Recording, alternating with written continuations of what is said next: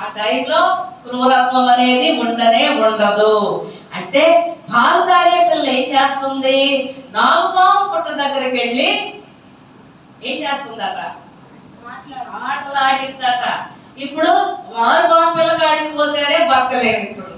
అప్పుడు నాగుపాము పిల్ల దగ్గరికి వెళ్ళి ఆ పుట్ట దగ్గరికి వెళ్ళి పాలు తాగే పిల్ల ఆటలాడితే అది కరవదట. ఇంకేముంది?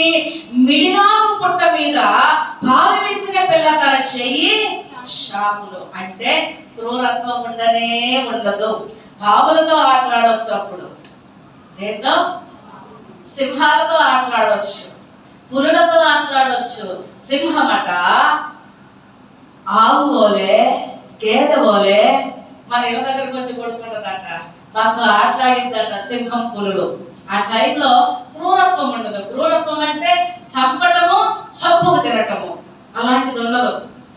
ఆ టైంలో పులులతో సింహాలతో ఆడొచ్చు, ఎలుగుబంట్లతో ఆడొచ్చు, నాగుపాముతో ఆడొచ్చు. అంటే యేసు ప్రభు భూమి మీదకి వచ్చాడు కదా, ఆ 1000 సంవత్సరాలు క్రూరత్వం అనేది ఉండదు.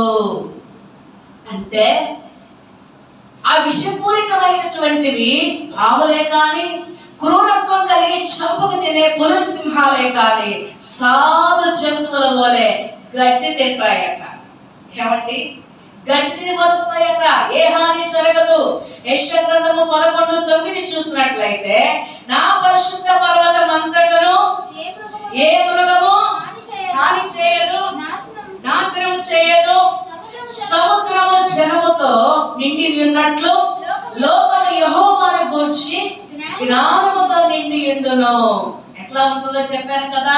దేవుడు యెరూషలేము దేవాలయంలో ప్రభు ఉన్నప్పుడు ఏ మృగము కూడా మనుషులకు కానీ జంతువులకు కానీ హాని చేయదట. చెప్పారు కదా. పురులు, సింహాలు, ఎలుగుబంట్లు దూడ పిల్లల వలె, గొర్రెల వలె మన మధ్య నడుస్తూ మనతో కలిసి బ్రతుకుతాయి.